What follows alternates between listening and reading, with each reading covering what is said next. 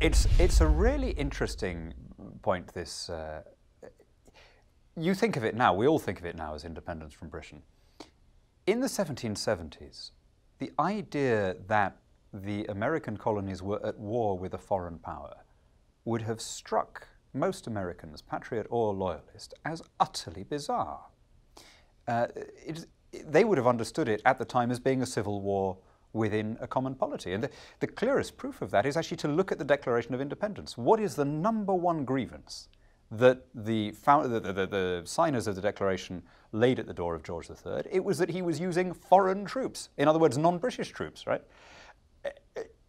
There's a neat test of how we've misremembered this on both sides of the Atlantic. If you say to somebody in the US or in Britain, what was it that Paul Revere was shouting? Almost always you get the reply, the British were coming, right? Now, stop and think about that for 10 seconds and you'll see that that couldn't have possibly been the true version of events, right? You're talking about an entirely British population here who'd never thought of themselves as being anything else. So the British are coming would have been a weird thing to shout at them, right? Even in Massachusetts. What he actually shouted was the regulars are out. But the way in which that story has been misremembered tells us a lot about how that whole episode has been reinterpreted. The Patriot leaders, in their own minds, were not revolutionaries.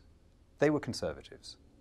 They were, as far as they were concerned, standing up for the birthright that they assumed to be theirs as Englishmen. This inheritance of the legislature controlling the executive, of taxes not being passed without popular consent, of the ancient English constitution, as they saw it, being properly observed. The reason I stress this is because something has happened to my country in the last 20 or 30 years, which has ripped it out of that heritage and subjected it to an alien system of lawmaking and of politics, and that is our membership of the European Union.